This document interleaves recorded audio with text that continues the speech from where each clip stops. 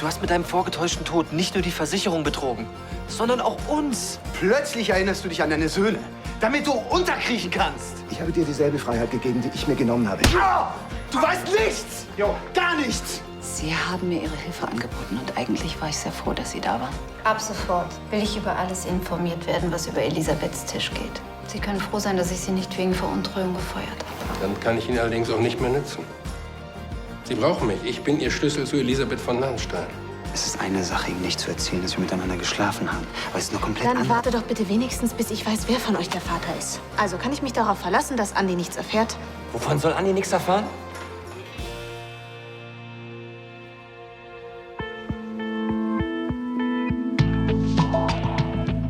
Bella, ich habe dich gerade was gefragt.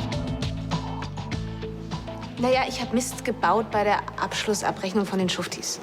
Ich habe da vergessen, ein paar Unterlagen einzureichen für die Steuer. Weißt du, diese ganzen Rechnungen für die neuen Fenster in Königsbrunn. Und jetzt sind die Unterlagen ja schon beim Finanzamt. Beim Finanzamt. Bella, vielleicht. Ich dachte, du bist jetzt sauer, weil das mit den Schuftis ist vorbei. Das ist ja auch meine Schuld. Und jetzt das. Gut, das war blöd. Ich bring's einfach wieder in Ordnung, okay? Alles klar. Was meinst du, wie mir gerade die Pumpe ging? Ich dachte, es wäre sonst irgendwas passiert. Tut mir leid. Naja, hier soll irgendwo ein Gästeklo verstopft sein. Man sieht sich. Was war das denn bitte? Ich kann's ihm nicht sagen. Mann, in 9 Monaten kriegst du ein Kind und einer von uns ist der Vater.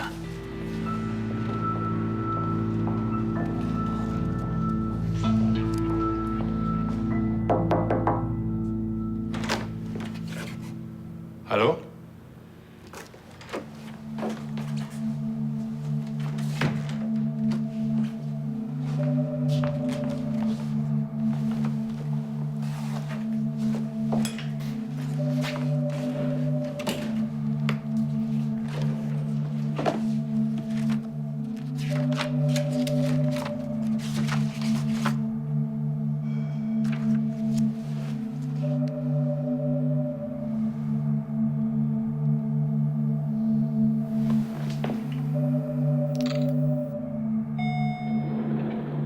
Ich bräuchte die Unterlagen dann bis morgen früh. Klar bekommst du. Herr Assel, haben Sie sich gut eingearbeitet? Ich hoffe doch, dass ich Gräfin Lahnstein eine Hilfe bin, bis Ihre Hände wieder voll einsatzbereit sind. Bitte? Ja. Ich bin sehr froh, dass Sie mir helfen. Ich habe für heute Nachmittag ein Treffen mit diesem Diamantenhändler van Buren arrangiert. Er war sehr angetan von unserer Idee, eine Kollektion mit diamantenbesetzten Dessous herauszubringen. Schön. Heute Nachmittag, sagst du? Schau ich gleich mal nach.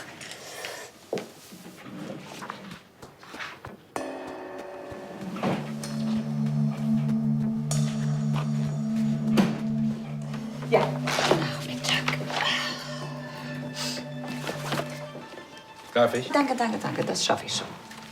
Schauen Sie doch lieber mal nach, ob noch Post für mich gekommen ist, Hase. Natürlich.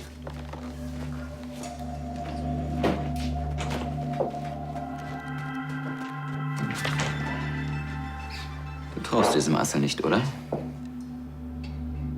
Also, nicht trauen, das ist zu viel gesagt. Das ist mehr so ein Bauchgefühl. Hat wahrscheinlich gar nichts zu bedeuten.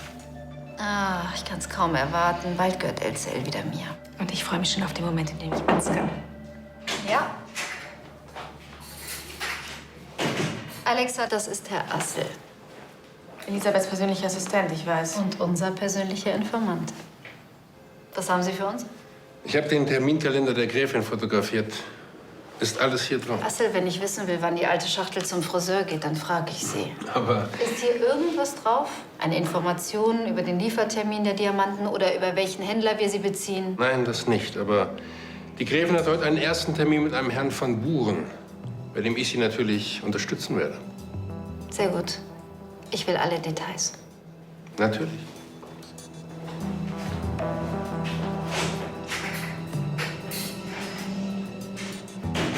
Wenn das klappt, dann bricht dieser Diamantendeal Elisabeth das Genick.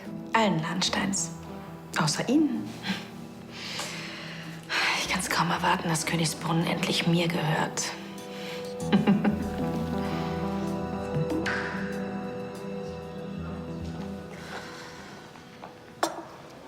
Bitte, Sascha, wenn Andi erfährt, dass ich schwanger bin, dann macht er sich gleich wieder Hoffnung. Ja, aber wie lange willst du das geheim halten? Hätte ich den Test nicht gesehen, wüsste ich auch von nix. Könnte fast meinen, du möchtest gerne Vater werden. Was? Quatsch, ich will doch einfach nur Bescheid wissen. Ich habe doch auch gar nicht gesagt, dass ich abtreibe. Ja, aber du schließt es nicht aus. Und Andi oder ich haben das Recht mitzureden. Ich bin schwanger. Nicht du und nicht Andi. Kann ich vielleicht einfach mal 5 Minuten mich sammeln, ohne dass du mir gleich Vorwürfe machst? Ganz schöner Hammer. Mann, Andi ist mein Freund. Ich will ihn nicht länger anlügen. Das verstehe ich doch. Aber ich möchte einfach gerne selber entscheiden, wem ich was wann sage. Bitte, Sascha. Mann, ich werde ihn nicht ewig anlügen. Ich gehe heute noch zum Arzt und dann wissen wir, ob es ein Irrtum war oder nicht.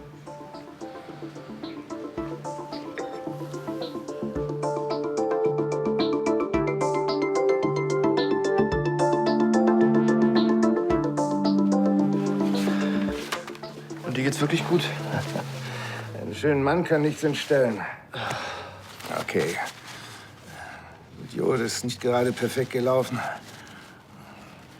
Ich dachte, er freut sich, dass sein alter Herr noch am Leben ist. Ja, das hat er doch bestimmt auch. Er konnte es nur nicht so zeigen. Ja, du meinst, dass er mir eine reingehauen hat? Das ist so eine Art Liebesbeweis. Ich meine, er stand doch aber auch unter Schock. Das wäre sicher besser gewesen, jetzt erst mit Frank zu reden. Ja, er ist schon immer der Normalste von euch dreien. So ruhig. Ah, ich dreh noch durch. Was ist denn jetzt schon wieder los? Ja, ich habe gerade mit der Dienststelle telefoniert. Kramer hat die Suspendierung wieder aufgehoben, aber ich bin immer noch beurlaubt. Damit du dich mal richtig erholen kannst. Ja, da hat er auch schön recht, der Kollege.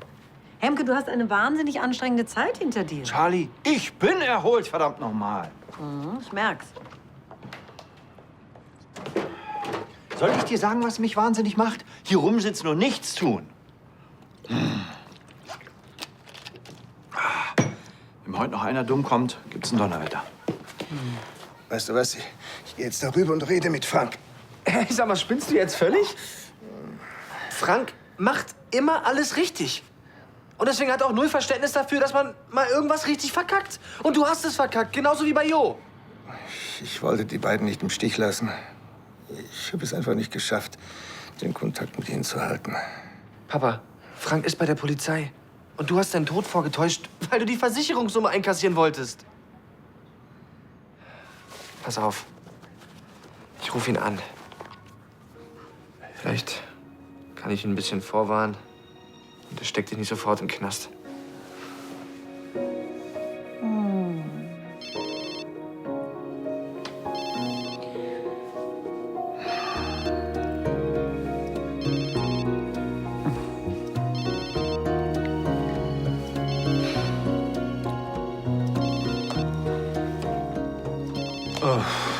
Tim.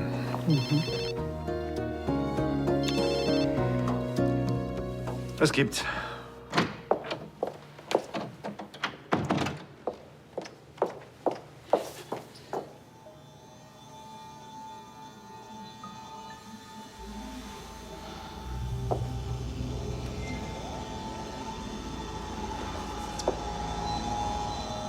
Eine Hose für die Dame? Nein.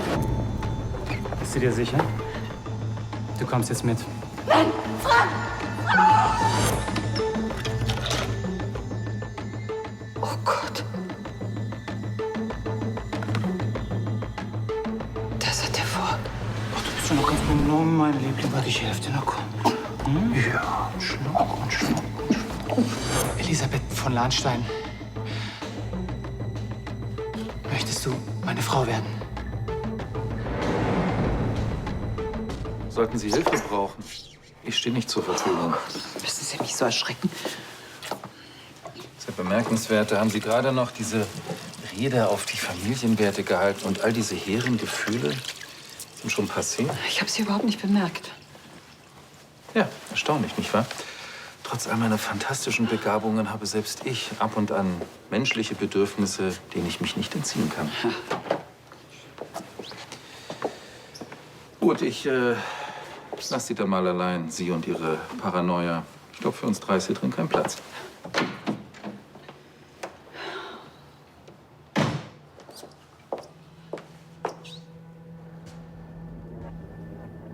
Tja, vielleicht bin ich das schon. Paranoid.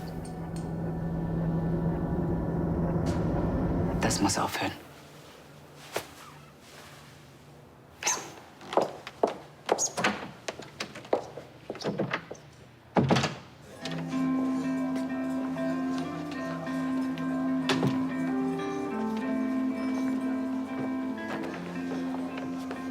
Hey. Hey. Guck mal, hat Lilly mir gemalt. Süß. Mhm. Kinder sind einfach das Beste. Wusstest du schon immer, dass du Kinder wirst? Eigentlich schon. Ich wusste auch schon immer, dass es kompliziert werden wird. Der deutsche Staat steht nicht so drauf, wenn zwei schwule Männer ein Kind großziehen wollen. Deswegen hatten wir Lilly ja nur als Pflegekind. Ich habe auch ein Kind. Eine Tochter. Ist nicht dein Ernst? Doch. Nele. Die wird jetzt etwa 16 sein. Krass, das wusste ich nicht. Und nichts gesagt. Wieso? Was ist passiert? Ich war jung, dumm, hatte richtig Schiss. Vielleicht kannst du ja irgendwie rausfinden, wo sie wohnt und... Meine Ex hat vor 4 Jahren geheiratet. Ich bin raus. Aber du bist trotzdem ihr Vater. Nein. Ich bin ihr Erzeuger. Sie hat einen Vater. Wenn ich da jetzt reinfunke, dann bringe ich das nur durcheinander. Vielleicht kriege ich bald eine andere Chance. Ich drück dir die Daumen. Jung bist du immer noch. Oh, danke, du auch.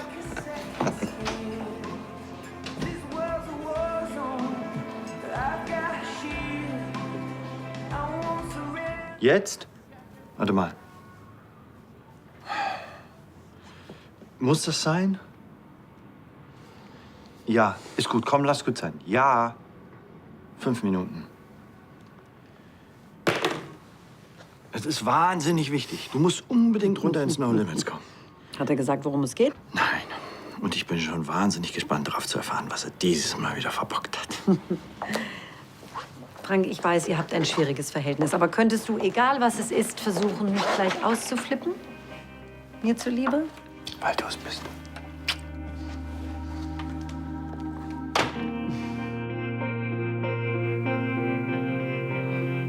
Nee, komisch.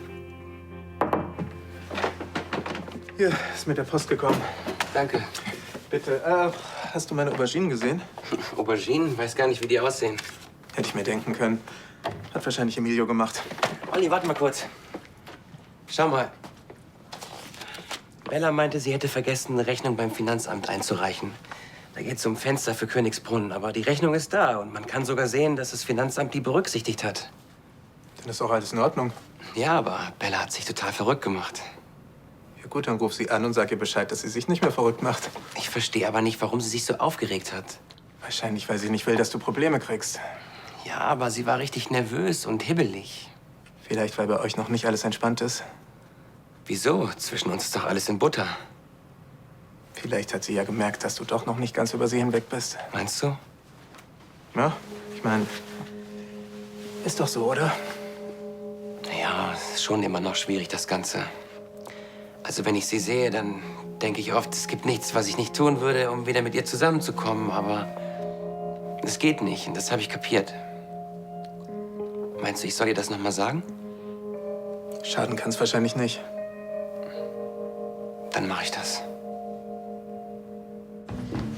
Dankeschön, Leni.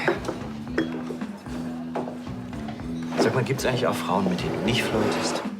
Ja, natürlich. Das war eine rhetorische Frage. So, was gibt's? Als erstes wollte ich fragen, wie es dir geht. Gibt's was Neues? Hör zu, wenn du Geld brauchst, das kannst du knicken. Hast du schlechte Laune? Schlimmer als sonst? Ja, hab ich. Und nein, ich will nicht drüber reden. Ach so. Ja, ach so. Hast du Jo schon gesehen? Ja, Mann. Er hat vielleicht ein Glück gehabt, wenn Olli ihm die Arterie nicht abgeklemmt hätte, dann wäre er jetzt... Mhm. Und du? Diese ganze Entführungsnummer muss ja auch mega krass gewesen sein. Ja, kann man wohl sagen. Er wollte Elisabeth umbringen und ich stand direkt daneben. Ich wollte mit dir sowieso noch mal sprechen, weil Jetzt haben sie mir Sonderurlaub verpasst. Anweisung des Polizeiarztes. Ich soll mich erholen. So ein Schwachsinn. Ich sitze den ganzen Tag zu Hause rum und drehe Däumchen. Da musst du doch bekloppt werden. Eins sage ich dir. Ich bin so froh, wenn ich endlich meinen Alltag wieder habe. So, was ist jetzt? Warum sitzen wir hier? Ach, ist nicht so wichtig, ist schon okay. Na, wie geht's? Bescheiden. Verstehe. Du weißt es also schon. Was weiß ich schon?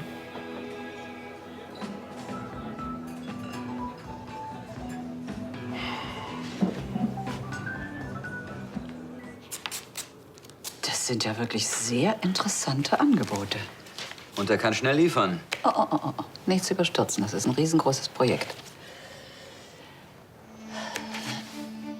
Herr Assel, ich würde gerne einige vertrauliche Angelegenheiten mit meinem Stiefsohn besprechen. Natürlich. Ach ja, und Sie können für heute Schluss machen. Aber nachher ist doch noch der Termin mit Herrn van Buren. Da werden Sie mich doch sicher brauchen. Nein, das schaffe ich schon. Danke.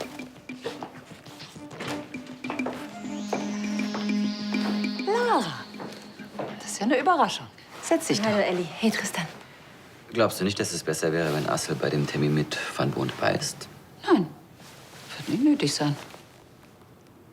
Elisabeth, wir können Assel auch noch mal überprüfen lassen. Oder wir kümmern uns gleich um jemanden, in dessen Gegenwart du dich wohler fühlst. Nein, der Mann macht ja seine Arbeit. Sicher? Ja, ganz sicher, Tristan. Na dann, ne? Ich muss vorher noch ein paar Telefonate machen. Ellie, alles in Ordnung? Ja.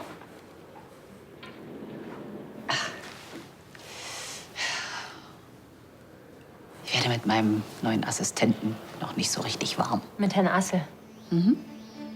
Ja, aber wahrscheinlich liegt es nur daran, dass ich mir eingestehen muss, dass ich auf Hilfe angewiesen bin. Weiß nicht. Ich finde, du bist seit der Entführung noch ziemlich durch den Wind. Was ich aber total verstehen kann.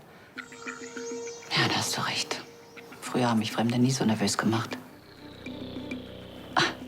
Das hat mit Assel gar nichts zu tun. Ja, vielleicht solltest du mal mit einem Psychologen reden. Was? Nein, das ist nicht nötig. Ich krieg das schon alleine in den Griff. Seelenklempner, also hallo. Oh, schon so spät. Ich muss los. Rebecca killt mich sonst. Du bleibst schön hier. Ja, bleib doch noch ein bisschen, Tim. Also, was ist los? Was hast du ausgefressen? Ausgefressen? Ey, du redest mit mir, als wäre ich ein Kind. Merkst du das überhaupt noch? Hör zu, dass du deinen Führerschein los bist, weiß ich schon. Du hast mich nicht ernsthaft im Polizeicomputer nachgeschlagen. Ja, natürlich hat er das. Er kennt dein Strafregister, deine Punkte in Flensburg, deine Kreditwürdigkeit. Obwohl, dafür braucht man keinen Computer. Kannst du dich da mal bitte raushalten? Ist ja schon gut. Ich wollte nur sein Gesicht sehen, wenn du ihm die frohe Botschaft übermittelst. Für mich ist das eine frohe Botschaft. Und da kann man anderer Meinung sein. Also langsam wüsste ich wirklich gerne mal, was hier Sache ist.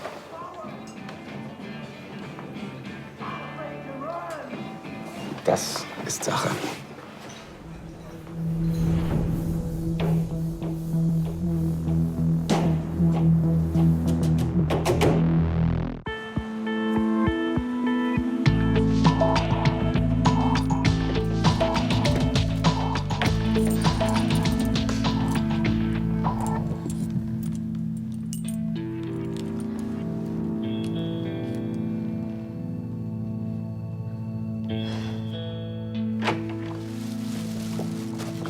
Ach, hey, Nella.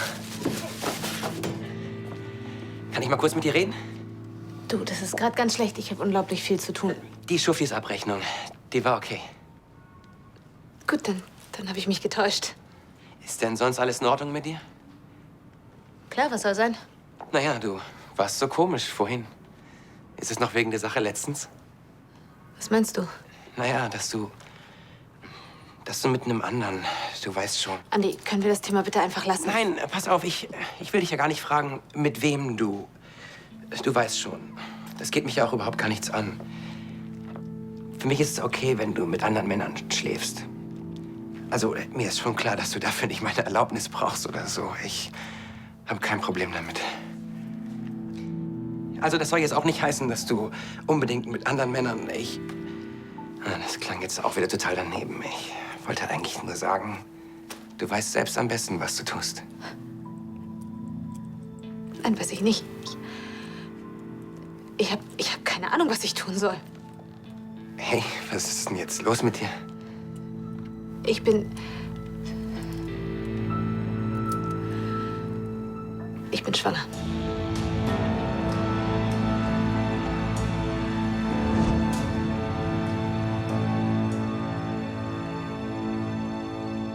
Eigentlich stehe ich ja nicht so auf diesen Bling-Bling-Look, aber seit ich diese Diamanten auf den Dessous gesehen habe, würde ich am liebsten alles Mögliche mit diesen Edelsteinen applizieren. Oh Gott, da werde ich dich ja gleich sehr bremsen müssen. Mhm.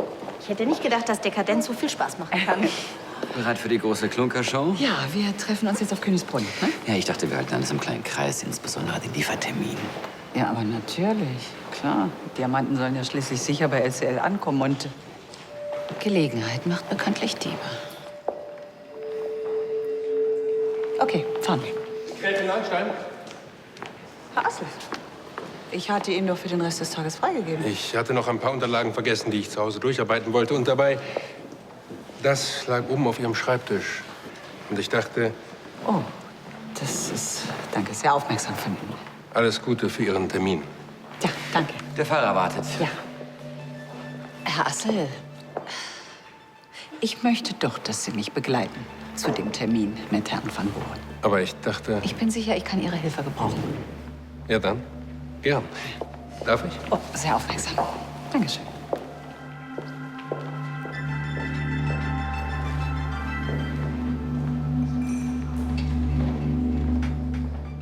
Ich hätte es wissen müssen. Als der Brief der Versicherung kam, hätte ich es wissen müssen.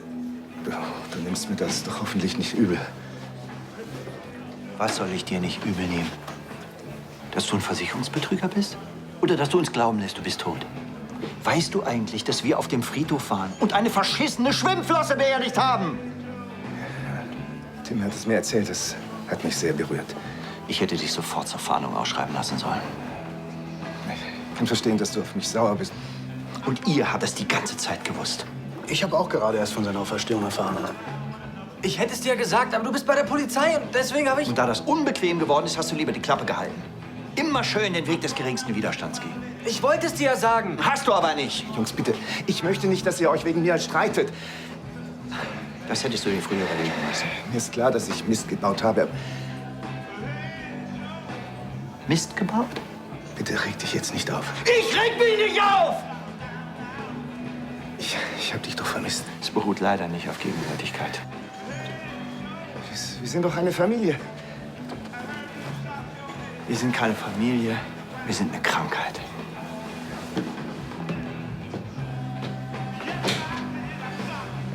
Meine Rede.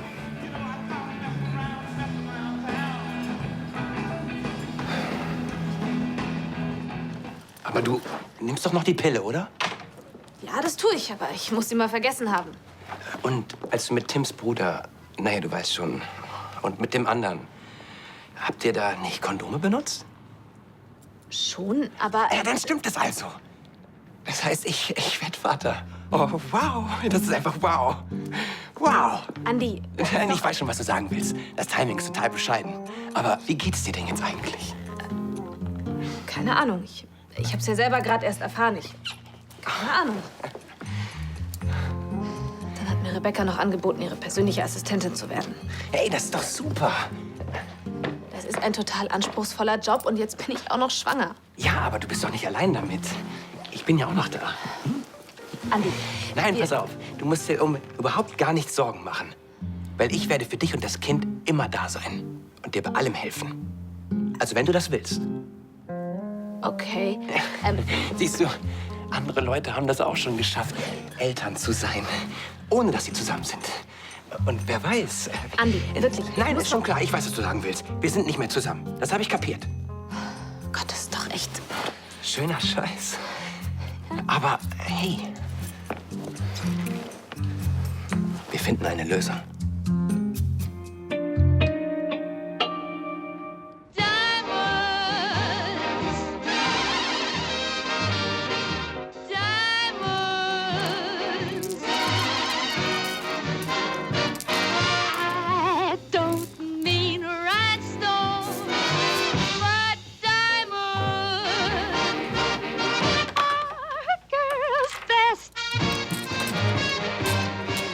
Die Qualität der Diamanten ist durchaus überzeugend. Wir sind besonders angetan davon, dass sie aus legitimer Quelle stammen. Das ist für uns sehr wichtig. Ich würde mich freuen, wenn wir ins Geschäft kommen. Herr van Buren, Sie hören von uns. Ich bringe Sie noch raus. Ich will in die Firma. Wiedersehen. Dann hoffen wir mal, dass Frau Schneider einverstanden ist. Charlie, werden die Steine gefallen? Das sind die Steine für unsere Surprise-Kollektion. Du weißt, dass uns diese Investition an die Grenzen unserer finanziellen Belastbarkeit bringt. Ja, das weiß ich. Aber es bringt LCL auch wieder an die Spitze, gerade im Luxussegment.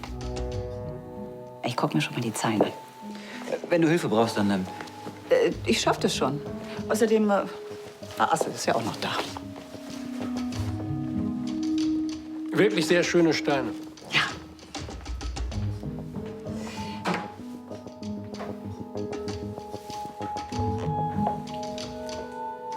Bevor wir beginnen, Herr Assel, ich war ein wenig distanziert Ihnen gegenüber.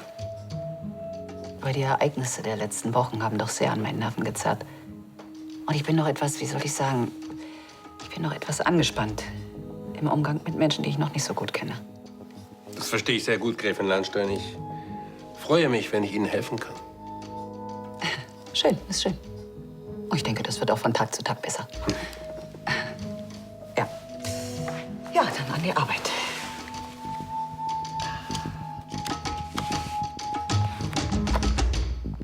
Hättest du nicht einfach mal die Klappe halten können? Ja, und dann? 2 Minuten später ist unser Zeuger sowieso aufgetaucht. Hatte ich dir nicht gesagt, dass ich Frank schonend darauf vorbereiten möchte? Kommt ihr nicht? Es hätte schlimmer laufen können. Ja, wenn er dir eine reingehauen hätte zum Beispiel. Festgenommen hat er mich auch nicht. Ja, noch nicht. Mann, warum hast du mich nicht einfach machen lassen? Euer Bruder ist mir nicht gerade um den Hals gefallen. Er würde mich niemals in den Knast bringen, da bin ich mir ziemlich sicher. Arsch! Was? Auch wenn Frank dich nicht verpfeift. Der Versicherungstyp ist dir auf den Fersen. Am besten haust du gleich ab in die Karibik, bevor du noch im Knast landest. Aber ich möchte doch mit euch nochmals von vorne anfangen. Das stimmt doch nicht. Du wolltest dir deine Kohle holen und jetzt, wo das nicht geklappt hat, weißt du nicht, wohin mit dir. Und genau deshalb machst du ja noch Familie. Ich weiß, dass du mir nicht glaubst. Aber ich möchte bei euch sein und das wieder gut machen, was ich verbockt habe. So, jetzt rede ich mit Frank und bringe das in Ordnung. Warte mal. Frank wird es nicht bei einem Kinnhaken belassen.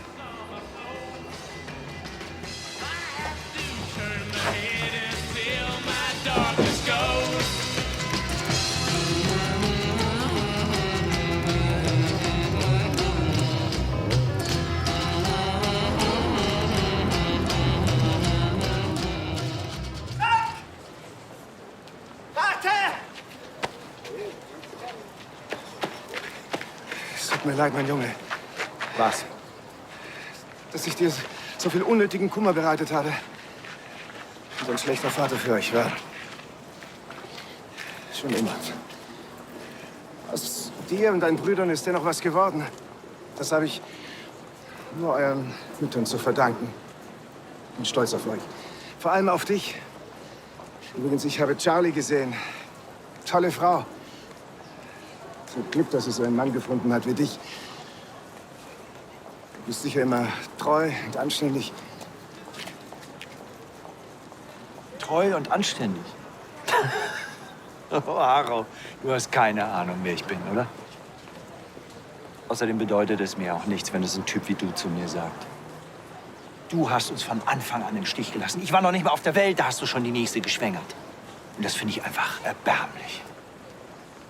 Tja, das mit mir und meinen Frauen war nicht immer ganz unproblematisch. Ach, ich bin eben ganz anders als du. Das bist du nicht. Das ist ja das Schlimme.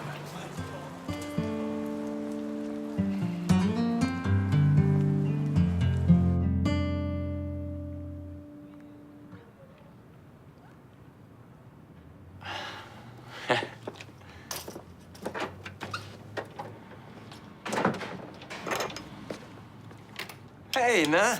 Hey. Auch eins? Erstmal, war ein langer Tag. Ich weiß Bescheid, Alter. Was meinst du? Komm schon, du hast es gewusst, hä? Bella hat dir bestimmt gesagt, warum sie so komisch drauf war. Was jetzt genau? Na, dass ich Vater werde. Komm schon, darauf müssen wir anstoßen. Hat sie genau das gesagt, dass du Vater wirst? Na, wer denn sonst? Ja, was mit dem Typ, mit dem sie neulich was hatte? Nein, keine Chance. Pass mal auf. Bella ist normalerweise eine totale Verhütungsfanatikerin.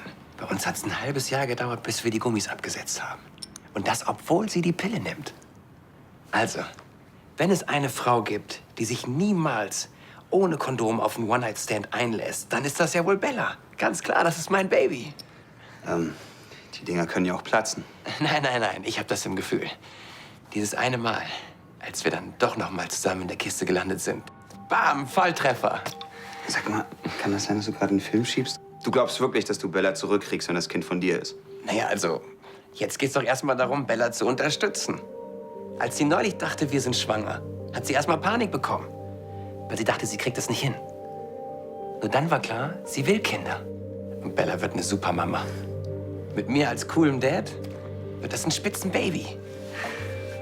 Weißt du, so ein kleiner Hosenscheißer, der verbindet. Die schlaflosen Nächte, dann die Ultraschallbilder. Das wird unsere neue Chance. Ist das nicht super? Wo willst denn du jetzt hin? Ich brauche frische Luft.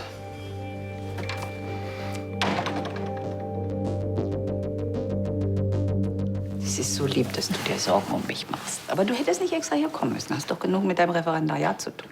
Das ist alles eine Frage der Organisation. Aha, nun gut. Möchtest du auch eine Tasse Tee?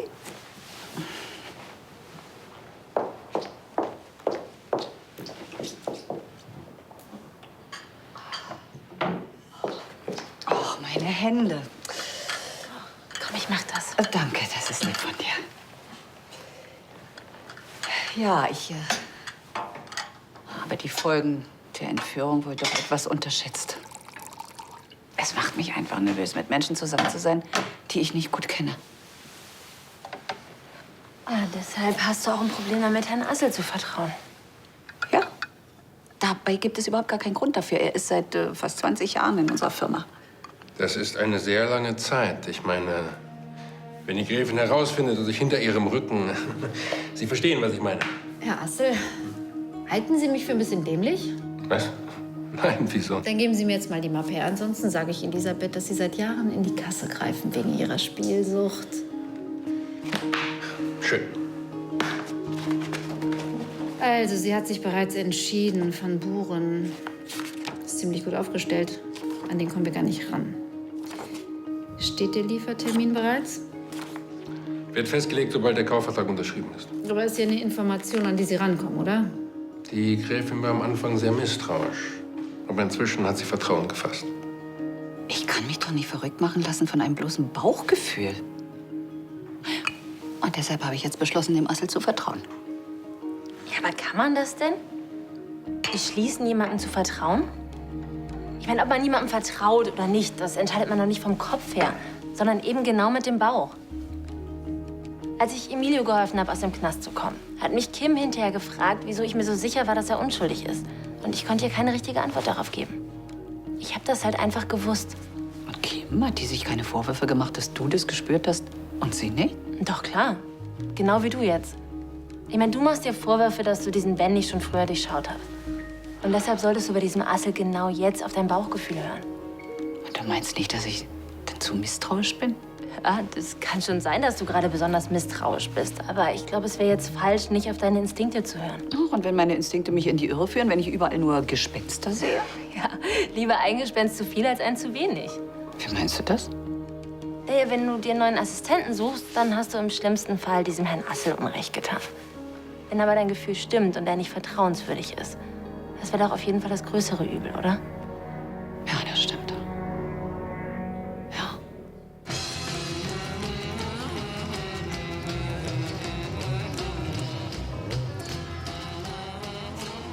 Probier mal. Gar nicht so schlecht. Danke, kein Hunger. Mein Junge, das sehe ich doch. Wenn ich unterzuckert bin, reagiere ich auch immer so. Hast du Stress mit Charlie?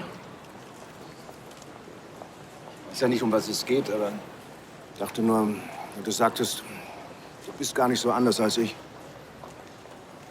Jeder Mensch macht Fehler. Der eine mehr als andere.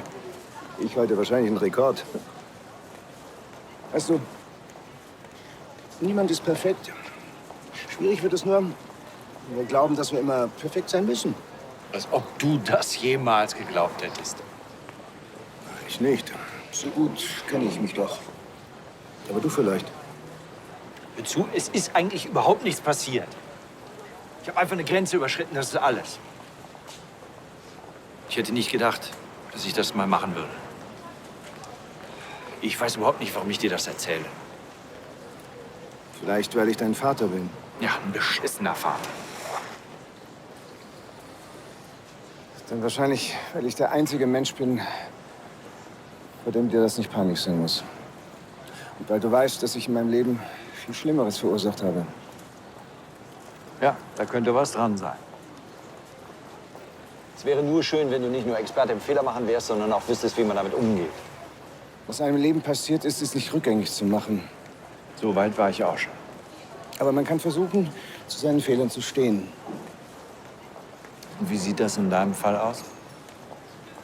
Ich bin zurückgekommen, um mich bei euch zu entschuldigen. Und mir, wenn es nötig ist, eins auf die Nase geben zu lassen. Jo? Ich kann es ihm nicht verdenken. Ich auch nicht. Es ist mein Versuch, mit meinen Fehlern umzugehen. Keine Ahnung, ob es klappt. Aber ich will es wirklich probieren.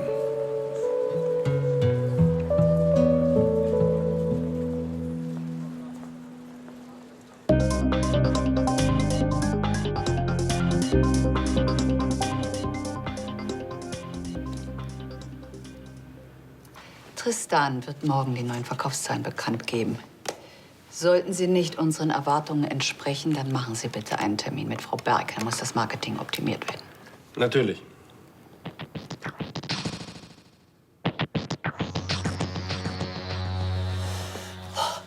Das ist kühl heute Abend, oder?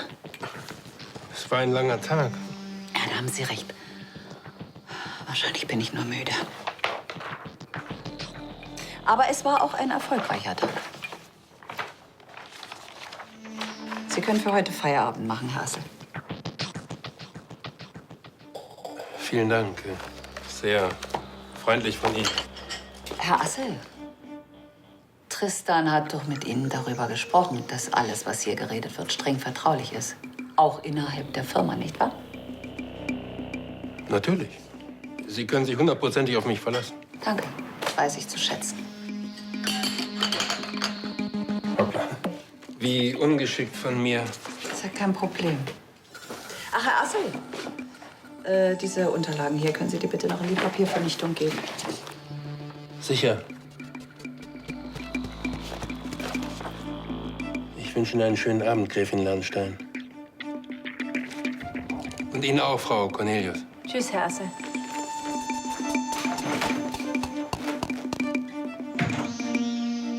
Du hast vollkommen recht. Ich sollte wieder auf mein Bauchgefühl hören.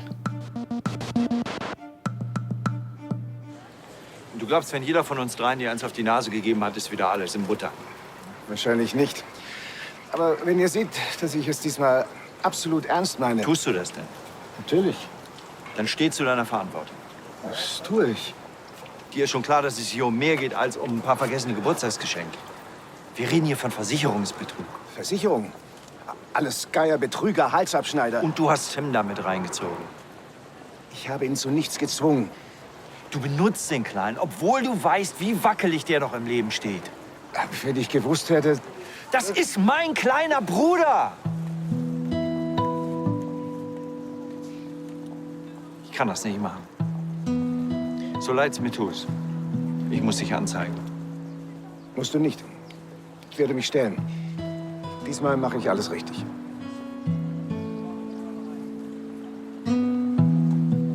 Das ist großartig. Ja.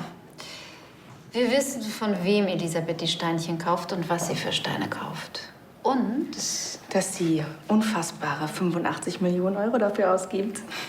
ja, jetzt muss Assel uns nur noch den Liefertermin verraten, damit wir die Steinchen austauschen können. Und dann stellt Elisabeth fest, dass die Versicherung nur einen Schaden von 100.000 Euro abdeckt. Ups. Ach, ein Hoch auf Assel und seine Spielsucht. Ohne ihn wäre es schwer geworden. Tanja, ich kann kann sie wirklich nicht ausstehen. Aber es macht Spaß, Geschäfte mit ihnen zu machen. Ich weiß. Ich kann es nur zurückgeben. Ah, gut, dass ich Sie gleich beide hier antreffe. Darf ich Sie einen Moment rausbitten? Ich möchte eine kurze Mitteilung machen.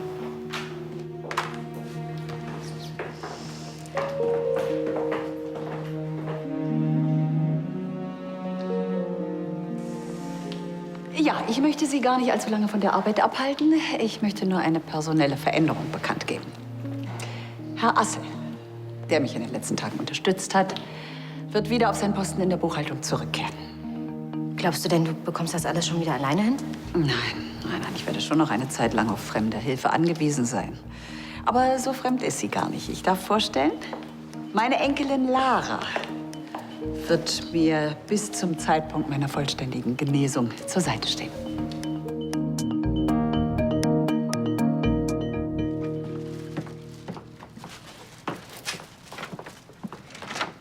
Ah, hey. Hey. Ich habe dir ein bisschen Folsäure mitgebracht. Ist wichtig in der Schwangerschaft. Da drin ist auch ein interessanter Flyer für einen Mutter-Hechel-Kurs. Ganz hier um die Ecke. Wenn du willst, können wir da auch immer zusammen hin. Ich weiß es nicht mal 24 Stunden und du kommst hier mit irgendeinem Geburtsvorbereitungsscheiß um die Ecke? Hast du vielleicht schon im Netz nach Kita-Plätzen geguckt? Hey, ich wollte doch nur, dass du weißt, dass du nicht alleine bist. Ich bin für dich da. Danke. Ich fühle mich gerade einfach nur, als hätte mir jemand eine Dachlatte über den Kopf gezogen. Ja, hey, das verstehe ich doch auch. Hey, da bist du ja wieder. Mir geht's doch genauso. Ich wäre auch fast hinten übergekippt, als ich erfahren habe, dass ich bald Vater werde. Bella, was tust du da? Ich tue gar nichts. Ich bin einfach nur noch nicht dazu gekommen. Du hast gesagt, dass du nicht willst, dass er sich Hoffnung macht. Jetzt rennst du hin und sagst ihm, dass er Vater wird. Hey, das habe ich so nie gesagt. Naja, dann wäre es vielleicht Zeit, das Missverständnis zu klären. Hey, warte mal. Ich weiß selbst, dass Bella und ich nicht mehr zusammen sind, okay? Aber das ändert nun mal nichts daran, dass wir ein Kind zusammen bekommen. Und ich werde mich nicht vor der Verantwortung drücken. Verstehst du nicht? Je länger du das hinauszögerst, desto schlimmer machst du's. Ich hab's doch versucht. Na, dann sag's ihm jetzt. Worauf wartest du? Was soll Bella mir sagen? Ich bin der Typ, mit dem Bella neulich geschlafen hat. Das heißt, vielleicht bin ich der Vater und nicht du.